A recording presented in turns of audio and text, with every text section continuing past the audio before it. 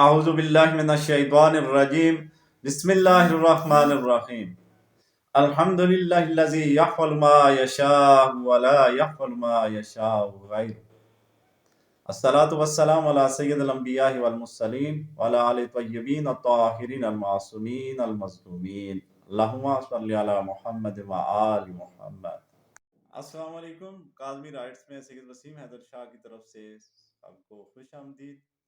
آج ہم جس موضوع پہ بات کرنے جا رہے ہیں وہ جنگ احد کے صحابی حضرت خثیمہ رضی اللہ تعالی عنہ کا واقعہ ہے۔ استاد شہید مرتضیٰ مطہری شوق شہادت کے زیر عنوان لکھتے ہیں کہ جنگ بدر پیش آئی تو حضرت خثیمہ رضی اللہ تعالیٰ عنہ اور ان کے بیٹے کے درمیان بحث شروع ہو گئی کہ کون جنگ پر جائے اور کون گھر کی دیکھ بھال کرے۔ باپ بھی جانے پر بزید اور بیٹے کا اصرار کہ میں جاؤں گا۔ غالباً یہ حضرت خثیمہ رضی اللہ تعالیٰ عنہ کا اکلوتا بیٹا تھا۔ آخر ضعیف العمر باپ اور جوان بیٹے نے قرعہ کشی کی۔ قرعہ میں بیٹے کا نام نکل آیا، چنانچہ وہ جنگ میں لڑ کر شہید ہو گیا۔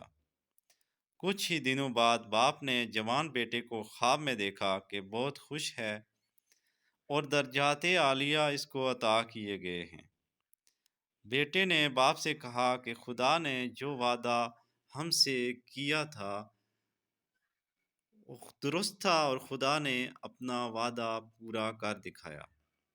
دوسرے دن حضرت خثیمہ رضی اللہ تعالیٰ عنہ خدمت پیغمبر صلی اللہ علیہ وآلہ وسلم میں حاضر ہوئے، اپنا خواب بیان کیا، پھر عرض کی کہ یا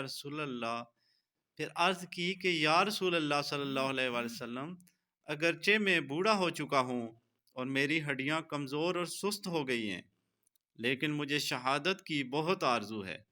دعا کیجئے کہ خدا مجھے شہادت کا شرف عطا فرمائے۔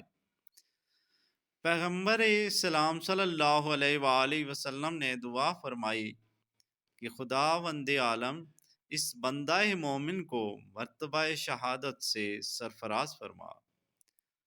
چنانچہ 1 سال کا عرصہ نہ ہوا تھا کہ جنگ احد برپا ہوئی اور حضرت خثیمہ رضی اللہ تعالیٰ عنہ کی شہادت کی آرزو خدا نے پوری کر دی۔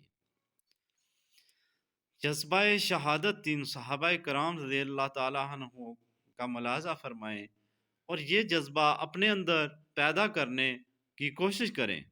ہم صحابہ کے نعرے تو بڑے لگاتے ہیں، ناموس صحابہ زندہ باد، صحابہ زندہ باد۔ بے شک صحابہ زندہ باد ہیں، ان کے ساتھ کسی کا کوئی مقابلہ نہیں، لیکن صحابہ کرام کی زندگیوں سے سیکھیں اور ان کی جھلک اپنی زندگی میں لائیں۔ والسلام۔